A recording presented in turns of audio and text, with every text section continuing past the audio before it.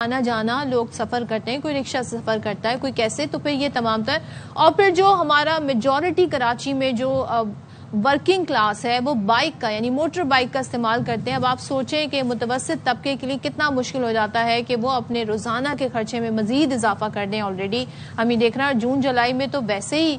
جب بچوں کے اسکول کی چھٹیاں ہوتی ہیں اس کے باوجود بھی ہوتا ہے کہ نیا سال جب شروع ہونے لگتا ہے تو سارے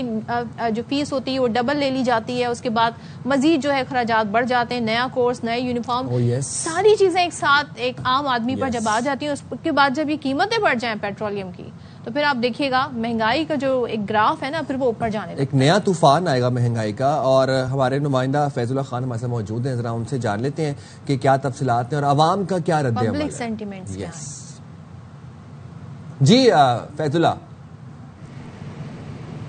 جی بہت شکریہ۔ دیکھیے پیٹرول کی اور ڈیزل کی قیمتوں میں ایک بار پھر اضافہ ہو گیا، اور جب لوگ سو کر اٹھے تو ان کو پتہ چلا ہے کہ رات میں ایک اور بجٹ آ گیا ہے، اور اب صورتحال یہ ہے کہ یہ 15-16 دن کے اندر دوسری بار ان قیمتوں میں اضافہ کیا گیا ہے، اور یقینی طور جیسا کہ آپ گفتگو کر رہے تھے کہ اس کے اثرات اب ہر شعبے میں دکھائی دیں گے۔ اس سے پہلے بھی جب قیمتیں بڑھی تھیں تو ہم نے اس کو رپورٹ کیا تھا جو اندرون ملک ٹرانسپورٹ ہے اس کے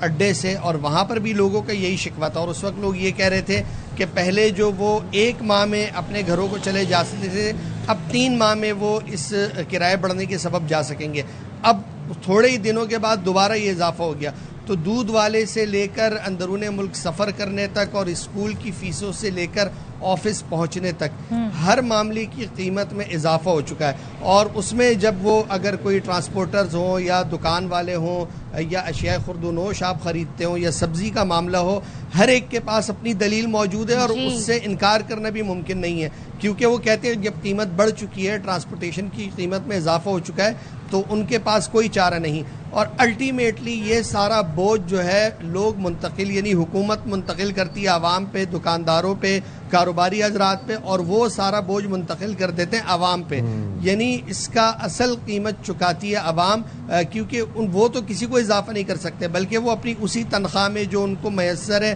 اسی میں سے یہ مزید جو ہے وہ پیسے ادا کر رہے ہوتے ہیں۔ تو اس طرح سے یہ جو بجٹ ایک نہیں آتا بلکہ پاکستان میں مہینے میں اب 2 بار بجٹ آتے ہیں، اور لوگوں کے لیے جو ہے نا ناممکن ہو چکا ہے، لیکن ان کے پاس سوائے دہائیاں دینے، میڈیا پر آ کر بات کرنے اور رونے دھونے کے علاوہ کوئی آپشن نہیں ہے، اور سرکار بھی اس معاملے میں خوش رہتی ہے، ان کو کوئی فرق نہیں پڑتا کہ لوگ ان کے بارے میں کیا کہتے ہیں، کیوں کہتے ہیں، وہ بہت خاموشی سے سنتے ہیں اگر کوئی کچھ زیادہ بات کر لے۔ اچھا فیض اللہ تھوڑا سا یہ بتائیں، ہم اکثر و بیشتر دیکھتے ہیں جب پہلے سے ہی لوگ کوشش کرتے ہیں کہ وہ جا کے پیٹرول بائک میں اور اپنی گاڑیوں میں بھروا لیں، تو کئی رات گئے اس طرح کا کوئی رش دیکھنے میں آیا؟